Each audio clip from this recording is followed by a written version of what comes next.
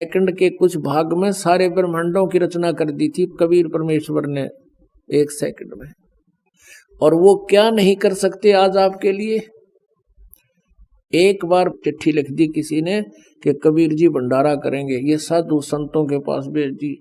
ये नकली आगे सारे 18 लाख की संख्या में कबीर परमेश्वर के द्वार पे, और उसमें परमात्मा लीला कर रहे थे कि जैसे एक बिल्कुल गरीब व्यक्ति होता है परमात्मा वो भी पा सकता है। सुबह का आटा था या नहीं था, इस तरह अपना कपड़ा बुनते थे, ऐसे निर्वाह कर रहे थे। हमें ये दिखाना चाहा कि तुम हमारी तरह करके देखो विश्वास भगवान पर, और ये साधना करके देखो उस परम पिता परमात्मा की।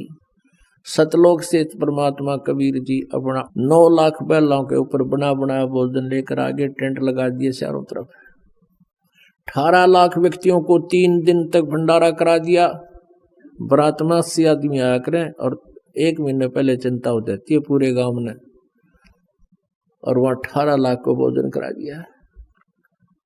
तो आपका हमारा जो रोजगार समय पर टूक, ये कोई बड़ी बात नहीं मालिक के लिए, लेकिन हमें वो विधि नहीं प्राप्त जिससे परमात्मा ऐसे लाभ दे सकता है। अब आपको दिखाते हैं श्रीमद् भगवत गीता। ये श्रीमद् भगवत गीता गीता प्रेस गोरखपुर से प्रकाशित है। जयदयाल गोविंद का इसके अनुवादक है। और देखिएगा अध्याय नंबर 16 का और श्लोक नंबर 23। अध्याय नंबर 16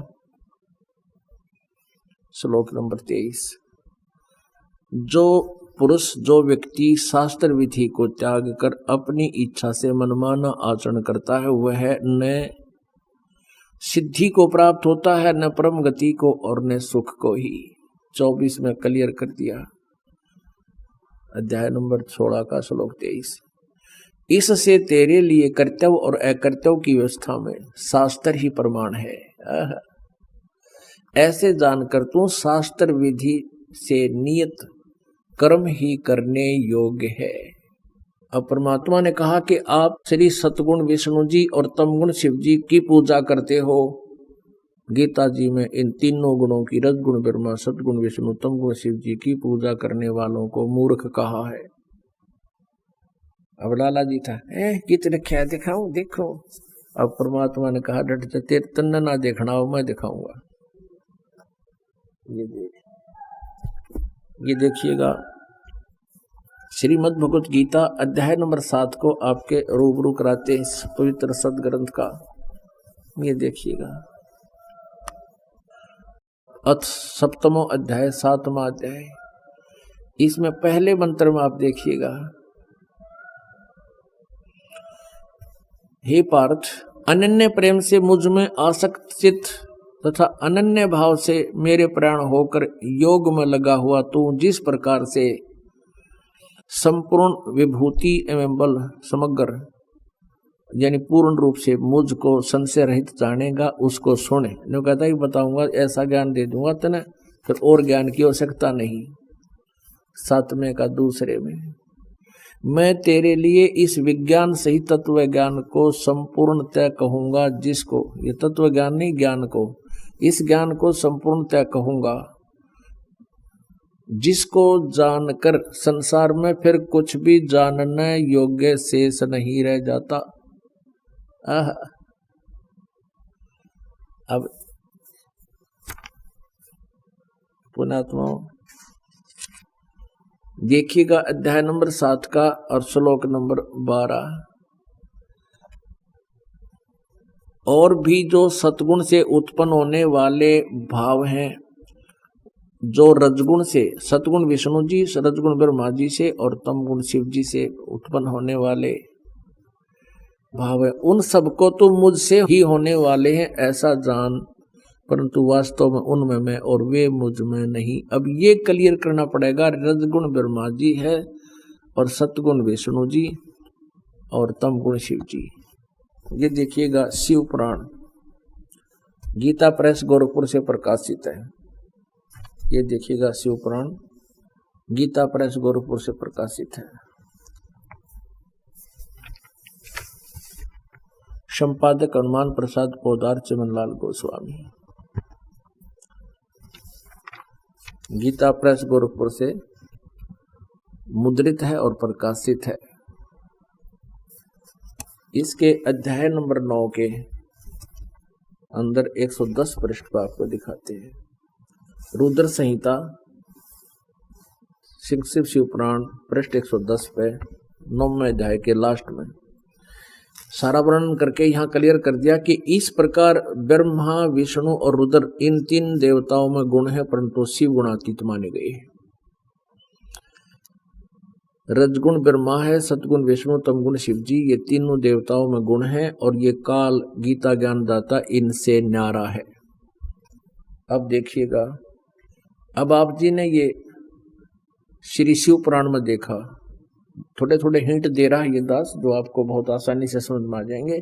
अब देखिएगा श्रीमद् देवी भागवत, जिसमें संस्कृत भी साथ है।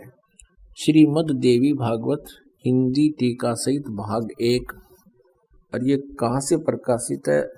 अथ श्रीमद् देवी भागवत सभाष्टिकम सहमातम, खेमरा श्री कृष्ण दास प्रकाशन, बम्बई 4। इसके तीसरे सकंद पर हम आते हैं। अथ श्रीमद् देवी भागवते भाषा टीका युक्ते, तृतीय सकंद है प्रारंभते। तीसरा सकंद में हम आपको दिखाते हैं प्रश्न नंबर 11 पर। ये देखिए प्रश्न नंबर 11 पर, और भाषा टीका युक्त तृतीय सकंद 5वां अध्याय, इसका 8वां मंत्र। अब भगवान शंकर कह रहे हैं, माता यदि हमारे ऊपर, दुर्गा को कह रहा अपनी माता को शंकर भगवान, हे माता यदि हमारे ऊपर सदा आप दया युक्त हो तो हमको तमोगुण में किस प्रकार प्रदान किया है? ब्रह्मा रजोगुण और हरि सतगुण युक्त क्यों किए हैं? अब ये तो पढ़ी आपने हिंदी, अब संस्कृत और पढ़ लेंगे क्योंकि देवनागरी लिपि है। यही 7वां श्लोक समाप्त हुआ, 8वां प्रारंभ था। यदि दया धर्मनान सदाम्बिके कथम अहम विहित है। मैं यदि दया धर्मना, यदि आप हमारे ऊपर दया युक्त हैं, शंकर जी कह रहे हैं, तो कथम अहम विहित है, मैं क्यों बना दिया तमोगुण है। और कमल से उत्पन्न होने वाले ब्रह्मा जी को आपने रजोगुण क्यों बना दिया? कमल जय रजोगुण संभव सुविता है क्यों? और क्यों सतोगुण हरि और विष्णु को आपने सतोगुण को बना दिया? इति सिद्धम रजगुण ब्रह्मा, सतगुण विष्णु, तमगुण शिव जी। एक और प्रमाण दिखाते हैं मार्कंडेय पुराण में। मार्कंडेय पुराण गीता प्रेस गोरखपुर से प्रकाशित है।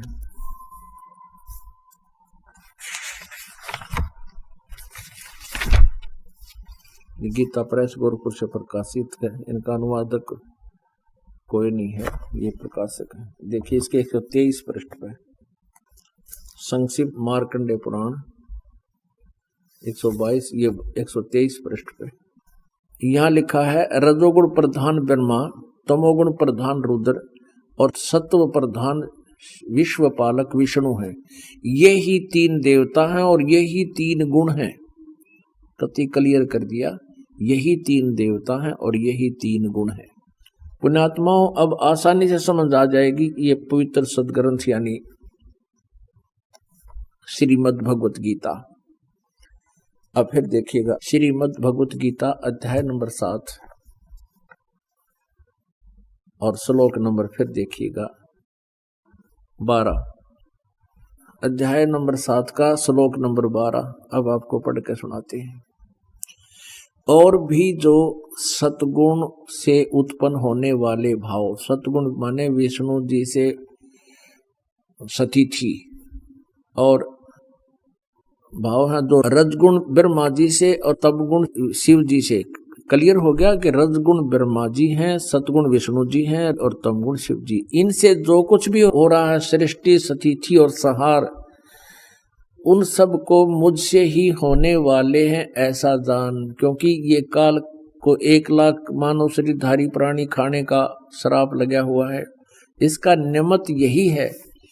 और ये कहता है परंतु वास्तव में उनमें मैं और वे मुझ में नहीं हैं। ये ब्रह्मा विष्णु महेश से न्यारा है, अलग है, चौथा इनका पिता है।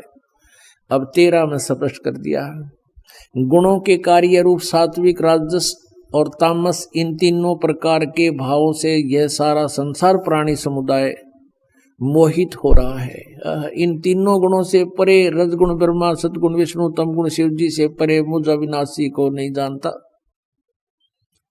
हाय सीधा स्पष्ट हो गया कि ब्रह्मा विष्णु महेश से अलग है ये काल ब्रह्म। अब 14वें में कहा 7वें अध्याय के में गीता जी में, क्योंकि यह अलौकिक अर्थात अति अद्भुत त्रिगुणमयी मेरी माया, रजगुण ब्रह्मा, सतगुण विष्णु, तमगुण शिव जी के द्वारा फैलाया गया ये जाल, ये रचना बड़ी दुष्तर है, बड़ी खतरनाक है, खराब है, व्यर्थ है।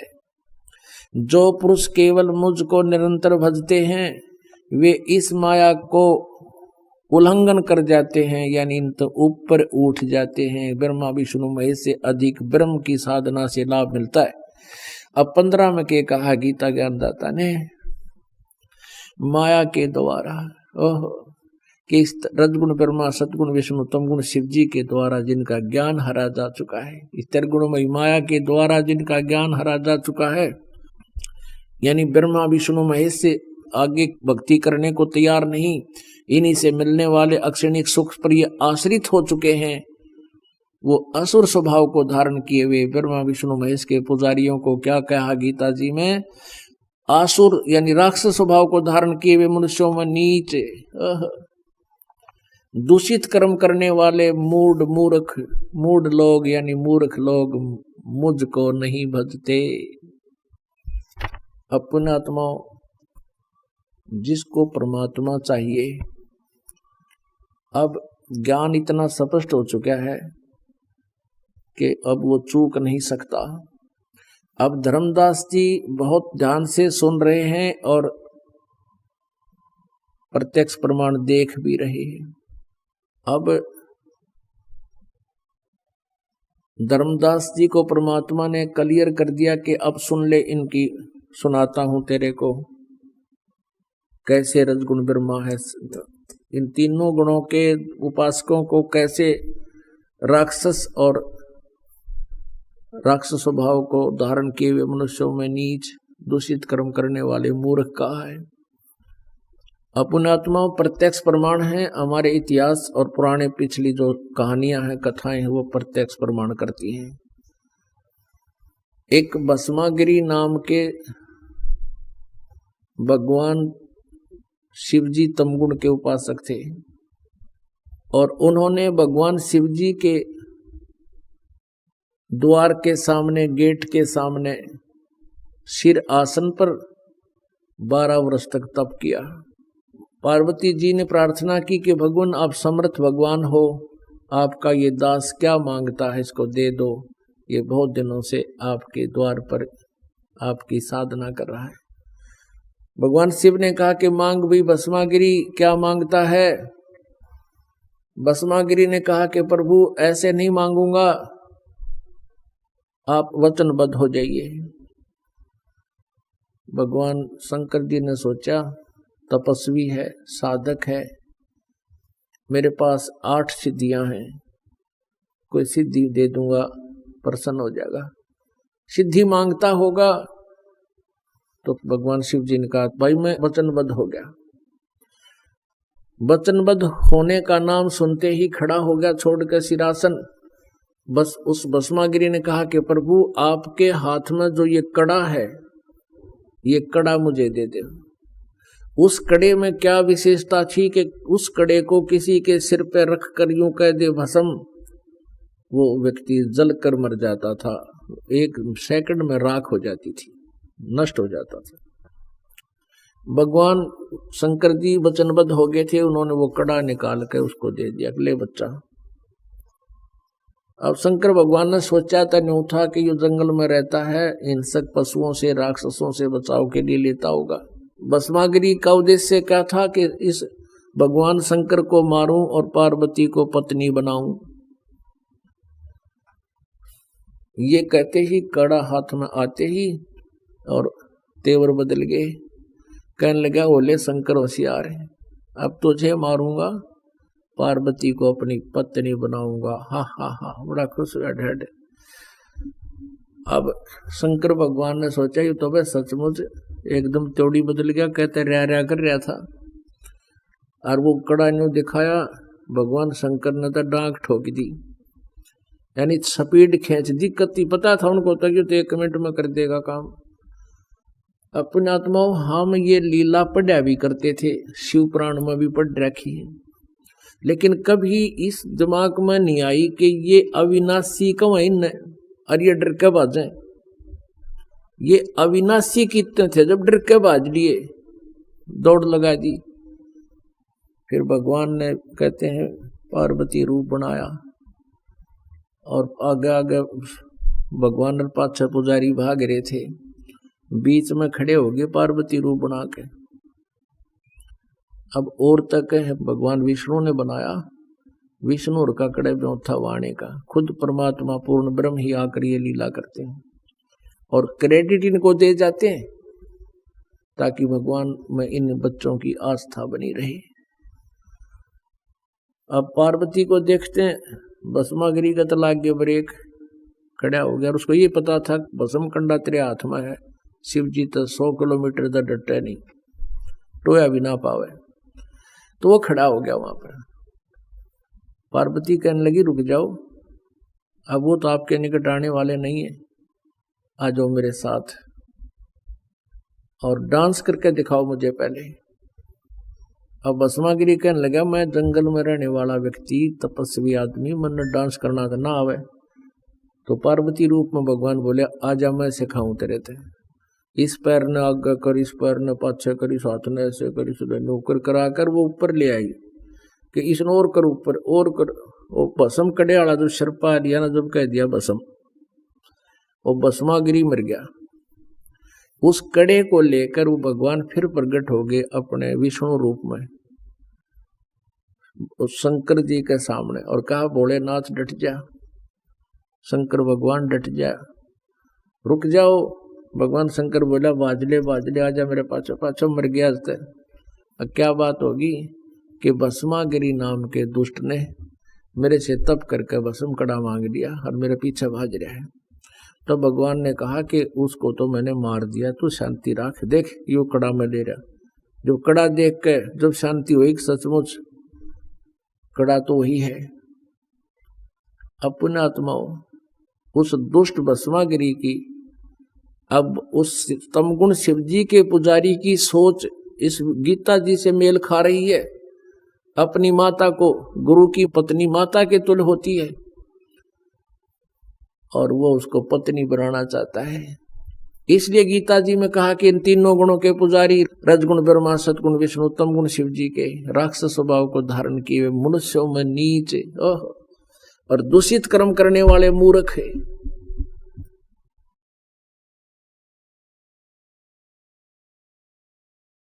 की भक्ति करी थी और ऐसी भक्ति करी थी और अन्य पुजारी शिव जी के साथ जन्म नहीं कर सकते, यहां से तलवार मार कर और उनके चरणों में समर्पित कर दिया था।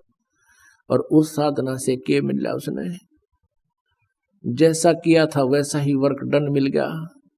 ना मोक्ष हुआ, दुर्गति से मृत्यु हुई, राक्षस कवाया और कुत्ते वाली मौत मेरा सारा कुंबा गानी करवा दी। अब ब्रह्मा जी की साधना की थी, रजगुण ब्रह्मा जी की हिरण्यकशिपु ने। हिरण्यकशिपु अपने पुत्र का शत्रु हो गया, राक्षस कहलाया और उसकी मौत से आप परिचित हो किस प्रकार उसकी मृत्यु हुई। विष्णु जी के उपासक हैं ये वैष्णव संत।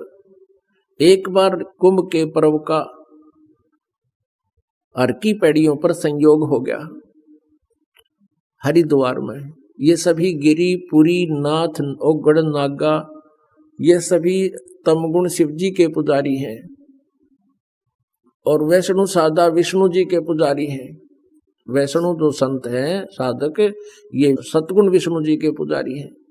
वहां जब कुंभ का पर्व आता है, ये अपने अपने ग्रुप में, अपने अपने समुदाय में जाकर इकट्ठे हो जाते हैं। गिरी अलग, पुरी अलग, नाथ कनपाड़े अलग, वैसे नाथ अलग, नागा न्यारे, और वैष्णव अलग से। जब स्नान का समय, प्रभु का समय इनके द्वारा जो बना रखी है वो लोक वेद, उसके आधार से उस समय होता है, उससे पहले 10 मिनट 20 मिनट रास्ते अनुसार वो अपने प्रस्थान कर देते हैं। सबसे पहले नागा पहुंच गए, हर की पैड़ियों पर खड़े हो गए स्नान करने की तैयारी में। नागा होते हैं वो नग्न रहते हैं, बिल्कुल निवस्त्र रहते हैं और शरीर पर राख वगैरह लगा लेते हैं। वैष्णव साधु विष्णु जी के उपासक हैं। पीछे से वैष्णव ग्रुप चला गया। वैष्णव साधुओं ने कहा उन नागाओं से कि नागाओं, हम पहले स्नान करेंगे, तुम मत स्नान करना, हम सर्वश्रेष्ठ हैं, हम सतगुण विष्णु जी के उपासक हैं। अब नागाओं ने कहा कि नहीं, हम सर्वश्रेष्ठ हैं, हम त्यागी और वैरागी हैं, निवस्त्र हैं, हम नी इच्छा हैं, हम वस्त्र भी धारण नहीं करते हैं, हमें कोई किसी से लेना देना नहीं है, हम सर्वश्रेष्ठ हैं, प्रथम हम स्नान करेंगे। अब वैष्णव साधु कहने लगे कि नहीं, हम श्रेष्ठ हैं, हम सर्वप्रथम स्नान करेंगे। तुम काहे के श्रेष्ठ हो?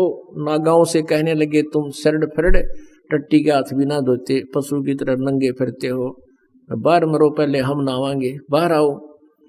अब वो नहाना स्नान करना तो भूल गए। आपस में उसने उसका जुट पकड़ लिए बाल, और उसने उसके गुट्टम गुट्टा बुड़कम बुड़का तलवार निकाल लिया, सीधी काट करद मारने लगे तलवार से, तीर से, पता नहीं किस किस प्रकार वहां कत्लेआम मचा दिया। 25,000 ये त्रिगुण उपासक आपस में लड़का मर गए। उसके विषय में परमेश्वर ने कहा है कि तीर तुपक तलवार कटारी जमदड़ जोर बदावे हैं, हर पैड़ी हर हेत न जाना वाजा करद चलावे हैं, काटे शीस नहीं दल करुणा ये जग में साध कवावे हैं, जो जन उनके दर्शन को जावे उनको भी नरक पठावे हैं। कहते हैं हर पैड़ी हर हेत नहीं जाना और वहां जा करद चलावे हैं। 25,000 ये त्रिगुण उपासक कटका मर गया आपस में। कहते काटे शीस नहीं दल करुणा, एक दूसरे का गर्दन काट रही है, साधु को आवे, इनका दया भी को नहीं। तो वही गीता जी बता रही है कि इन त्रिगुणमयी माया के द्वारा, यानी रजगुण ब्रह्मा सदगुण विष्णु तम गुण शिव जी से मिलने वाले इस अस्थायी लाभ सिद्धि साधियों में ये अपना जीवन विनाश करने वाले राक्षस स्वभाव को धारण करने किए हुए मनुष्यों में नीच और दूषित कर्म करने वाले मूर्ख मेरी साधना भी ना करते। अब धर्मदास जी ये बात सुन रहा है और कति हृदय में गड़ रही है कि बात तो सारी सच्ची कहे महात्मा जी, लेकिन ये अभिमान, ये अभिमान और पुराना ये रंग हजारों वर्षों का हमारा चढ़ा हुआ। अब परमात्मा कहते हैं गुरुआ गाम बिगाड़े संतो गुरुआ गाम बिगाड़े, ऐसे कर्म जीव का लाज, ये ईब जड़े नहीं जाड़े।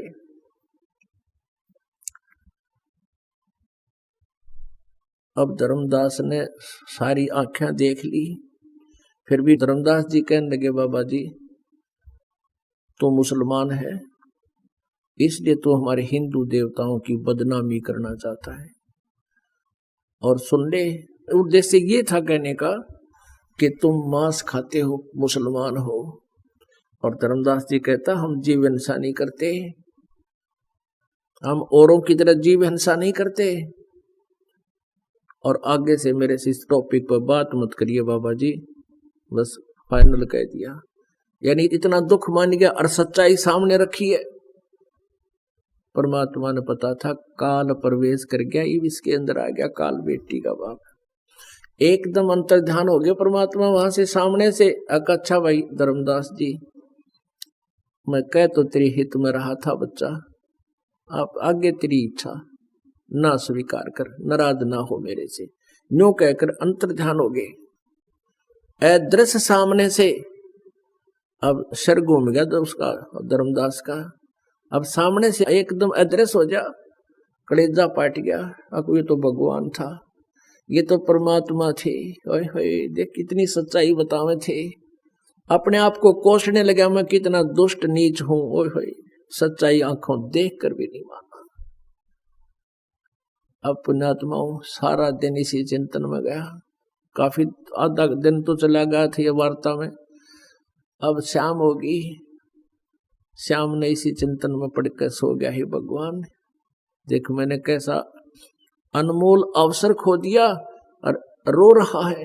अन्यों का ये भगवान एक बार फिर आ जाओ, एक बार फिर से दर्शन दे दो, मैं बिल्कुल विवाद नहीं करूंगा, विनम्रता से अपनी शंका का समाधान करवाऊंगा। सारी रात सोया नहीं, करवटें बदलता रहा, वो वार्ता याद आ रही है। भगवान अदृश्य हो गए, अब ना मिले तो बात बिगड़ेगी, क्योंकि ये पूजा तो करण की कोई ना जो मैं कर रहा था। अब सुबह ना तो स्नान करया, ना वो पूजा पाठ करी। सुबह उठ कर न सोची 2 रोटी बना लो फिर चालूंगा, रास्ता तय करूंगा। वक्त से उठ लिया, लकड़ी तोड़ कर लाया था जंगल से, श्याम ने रख रखी थी वहां सुबह खाना बनाने के लिए। चूल्हे के ऊपर रोटी बनाई अपनी, एक लंबी लकड़ी लगा दी, मोटी लकड़ी थी, बीच से वो होलो थी, थोची थी, और उसकी सहयोगी लकड़ी लगा कर आग जला दी।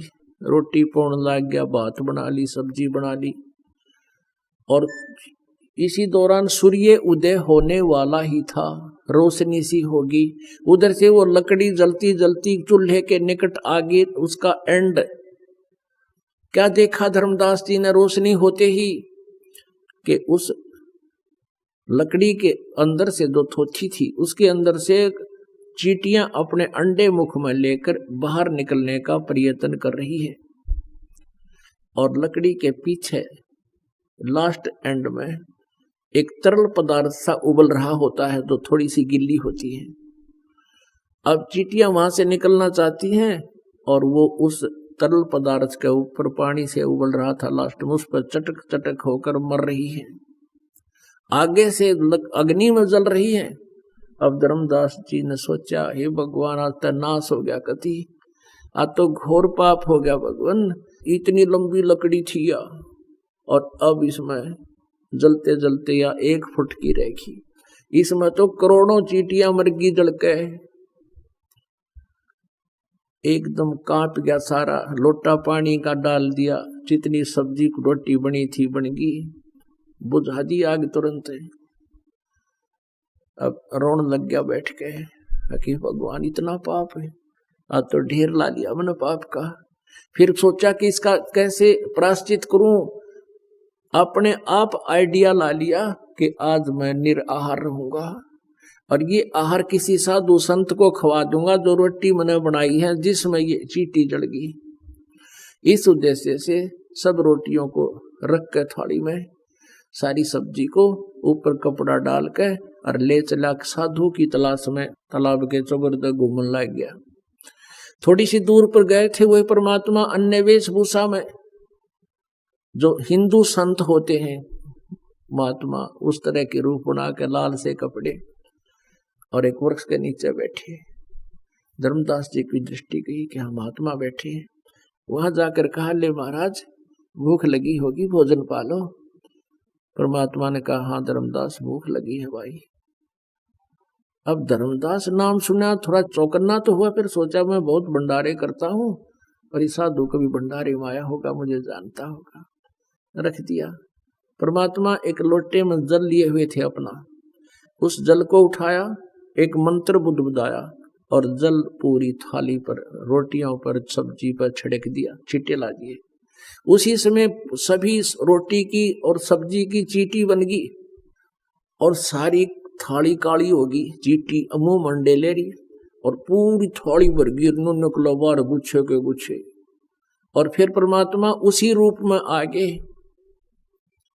जिंदा बड़े महात्मा में, जिसमें पहले दिन वार्ता हुई थी, और कहा, धर्मदास तेरे जैसा पापी इस पृथ्वी पर नहीं। तू क्या कह रहा था, जीव हिंसा नहीं करते हम, तू मुझे सुनाना चाहता था। देख के चरणा में पड़ गया, नाक रकड़ दिया, हे परमात्मा मैंने माफ कर दो। हे प्रभु मुझे सारी रात नींद नहीं आई, मैं पापी आत्मा दुष्ट हूँ, मैंने आंखों देखकर भी आपकी बात को नहीं माना परमात्मा, मैंने तो आपको एक सिंपल मैन समझा था। हे प्रभु मुझे ये ज्ञान और बता दो। तो परमात्मा ने उसको आगे सारी कहानी बताई, वो आपको मैं कल बताऊंगा। बोलो सतगुरुदेव की जय।